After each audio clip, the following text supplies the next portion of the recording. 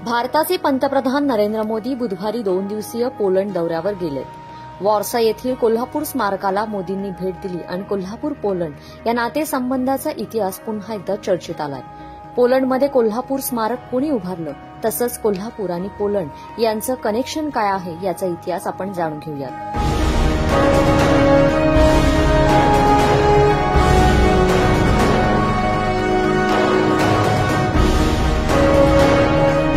दुसऱ्या महायुद्धाच्या वेळी विस्थापित झालेल्या पोलिश महिला आणि मुलांना कोल्हापूरच्या वळिवडे या लहानशा गावात आश्रय देण्यात आला होता।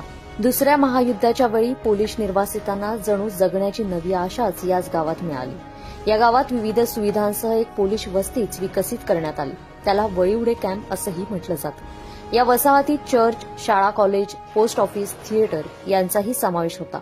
कोल्हापूरच्या या गावाला पोलिश निर्वासितांनी जणू आपलं घरच मानलं। येथील संस्कृती जाणून घेतली, विविध स्थळांना, मंदिरांनाही त्यांनी या काळात भेटी दिल्या आणि एक घट्ट असं नातं कोल्हापूर आणि पोलंड यांच्यात निर्माण झालं। 1943 ते 48 म्हणजे 5-1 वर्ष पोलिश मंडळी कोल्हापुरात होती। त्यावेळेला कोल्हापुरात मायनॉरिटीचं राज्य होतं, म्हणजे 5वे शिवाजी महाराज, ज्यांना राजाराम महाराजांच्या राणीसाहेबांनी दत्तक घेतलेलं होतं, ते तेव्हा गादीवर होते। त्यामुळं डॉवेजर राणीसाहेब आणि काउन्सिल यांच्यातर्फे राज्यकारभार सांभाळला जायचा। आणि त्या काळात हे जे सगळे पोलिश निर्वासित होते हे रशियातून, इराण वगैरे मार्गे मुंबईपर्यंत येऊन पोहोचले। आणि हे मुंबईपर्यंत आले जे सगळे पोलिश निर्वासित होते त्यांना ब्रिटिश सरकारनं 2 ठिकाणी ठेवलं, एक म्हणजे जामनगर आणि दुसरं म्हणजे कोल्हापूर।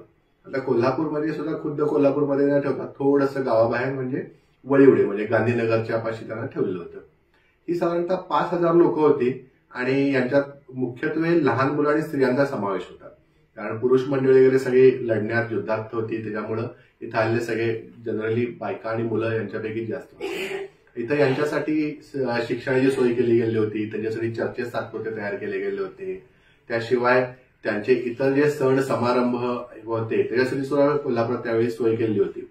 या सगळ्यांसाठी ज्या वसाहती बांधलेल्या होत्या त्यांचं असं बैठ्या घरांच्या स्वरूपात त्यांची एकूणती वसाहत होती आणि त्यांच्यासाठी कम्युनिटी किचन, ज्याला आज आपण म्हणतो, तशा टाईपची सोय केली होती। त्याशिवाय ज्या रोजच्या वापरातल्या वस्तू आहेत त्या मिळायची सोय सुद्धा त्या वसाहतीमध्ये केलेली होती। ही जी सगळी मंडळी होती ही मुळात विस्थापित का झाली ह्याच्याबद्दल सुद्धा थोडंसं आपण समजून घेणं गरजेचं आहे। दुसऱ्या महायुद्धाला सुरुवात झाली आणि जर्मनी आणि रशियानं सुरुवातीला ते एकत्र होते दुसऱ्या महायुद्धात। त्यांनी दोघांनी मिळून पोलंड जिंकलं आणि पोलंडची आपापसात वाटणी करून घेतली। मग त्याच्यापैकी अनेक लोक परागंदा झाले, त्यापैकी काही रशियानं आपल्याकडे नेले, काही युरोपमध्ये आले, फ्रान्समध्ये गेले, फ्रान्समधून इंग्लंडमध्ये गेले, कारण फ्रान्स सुद्धा जर्मनीने जिंकून घेतलेलं होतं। मग हे जे रशियातले गेलेले लोक होते रशियाकडे, ते पुढच्या काळात त्यांना इंग्लंडनं हळूहळू आपल्याकडे समाविष्ट करून घेत त्यांना आपलं जिथे राज्य आहे इंग्लंडचं तिथं अनेक ठिकाणी त्यांची ठेवायची सोय केली। आता ही जी पोलिश मंडळी कोल्हापूर आली होती ही अतिशय काही त्यापैकी अनेक गुणी लोक होते, चांगले चित्रकार त्यात होते। त्यातल्या अनेकांनी वळिवडे कॅम्पचे चांगले फोटो काढून ठेवले आहेत। त्या काळात त्यांनी तिथं नाटकं केली वेगवेगळ्या प्रकारची। त्याशिवाय त्यांच्या क्रिसमस पार्टीज, फॅन्सी ड्रेस स्पर्धा अशा सुद्धा वळिवडेला व्हायच्या। त्याशिवाय युरोपमध्ये त्या काळात स्काउटिंग म्हणजे गर्ल गाईड आणि स्काउट ही जी चळवळ आहे जागतिक, त्याचं सुद्धा फार मोठं युरोपमध्ये सेंटर होतं आणि कोल्हापूरमध्ये सुद्धा स्काउटची चळवळ होती। तर पोलिश स्काउट्स आणि कोल्हापूरचे स्काउट्स यांनी सुद्धा एकत्रित मिळून काही कॅम्प्स केले। त्याशिवाय ही जी पोलिश मंडळी होती हे उत्तम फुटबॉल खेळणारे अनेक लोक होते। त्यातल्या काही लोक आणि कोल्हापूरचे लोक यांच्यामध्ये फुटबॉलच्या मॅचेस झालेल्या आहेत। ह्या मॅचेस चांगल्या चुरशीच्या व्हायच्या। त्याशिवाय ही पोलिश मंडळींना सहली काढायची फार आवड होती, त्यामुळे ते वेगवेगळ्या ठिकाणांना भेटी द्यायचे। पन्हाळा असेल किंवा आसपासची ठिकाणं असतील, अगदी खिद्रापूरपर्यंत ते सायकलने गेल्याच्या सुद्धा काही ठिकाणी नोंदी आहेत। आणि ह्या सगळ्या लोकांना कोल्हापूर फार आवडलेलं होतं आणि साधारणतः जेव्हा ते निघायची त्यांची वेळ आली तेव्हा या सगळ्यांना भयंकर दुःख झालं, यांना कोल्हापूर सोडून जायचं नव्हतं। पण असं झालं होतं की अगदी भारताला स्वातंत्र्य मिळालं होतं किंवा अगदी मिळण्याच्या तोंडावर होतं, दुसरं महायुद्ध संपलं होतं, युरोपमध्ये शांतता निर्माण झाली होती, तेव्हा त्यांना जाणं भाग पडलं। आता त्या काळात कोल्हापूर आणि पोलंडमध्ये काही म्हणजे प्रेमाच्या बंधातून सुद्धा काही विवाह झाले। त्यातला एक वेंडा नॉविक नावाच्या ज्या बाई होत्या त्या कोल्हापूरच्या वसंत काशीकरांच्या प्रेमात पडल्या आणि या दोघांनी त्या काळात पळून लग्न केलं। ही म्हणजे त्या काळातली अगदी सनसनाटी घटना होती, कारण पोलिश कॅम्पमध्ये तसं काही प्रकारची त्यांच्यावर रिस्ट्रिक्शन्स होती। पण या वेंडाबाई ज्या होत्या त्यांचं पुढचं नाव कुमुद काशीकर. तर त्या कॅम्पमधून निघून एका फोटोग्राफरच्या स्टुडिओमध्ये आल्या. तिथे वसंतराव काशीकर थांबले होते आणि त्यांनी पुढे जाऊन लग्न केलं. आणि मग पुढचं ते सगळं आयुष्य त्या काशीकरबाई ज्या होत्या त्या कोल्हापूरच राहिल्या. त्या परत कधी युरोपला गेल्या नाहीत. भेटीपुरत्या गेल्या, आपल्या आप्तजनांच्या भावा बहिणींच्या भेटीला गेल्या, पण त्या कायमस्वरूपी राहिल्या कोल्हापुरातच. आणि अगदी माझ्या लहानपणी सुद्धा मी यांना बघितलेलं आहे. या अगदी कोल्हापुरी टिपिकल आज्यांसारखं महाद्वार रोड, कपिल दरवाजा जाता येता दिसायच्या.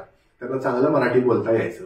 आणि असा हा जो कोल्हापूरला त्यांच्याशी भावबंध जुळून आला, हे आपल्याला कधी कधी छान वाटते बघायला, की इतक्या लांब आलेल्या स्त्रीने एखाद्या कोल्हापुरी संस्कृती आपलीशी करून घेणं. त्याशिवाय अजून सुद्धा एक दोन मजेशीर घटना अशा आहेत की कोल्हापूरच्या काही मंडळींनी त्या कॅम्पमध्ये गणपती बसवला होता.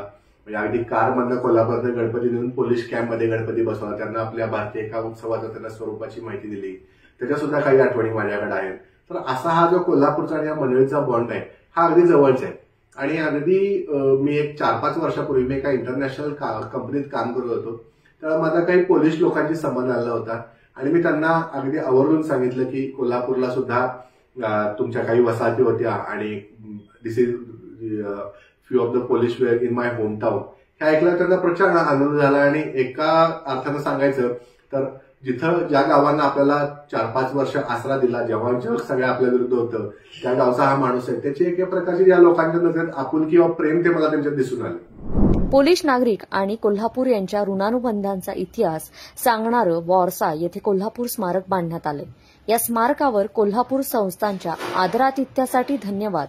जगभरात पसरलेले आम्ही सर्व भारतातील या कृतज्ञतेसाठी त्यांची आठवण ठेवतो असं लिहिलंय. पोलिश निर्वासित जे कधी काळी वळिवडे येथे राहत होते त्यांचे भारतासोबत अतूट असे ऋणानुबंध जोडले गेले.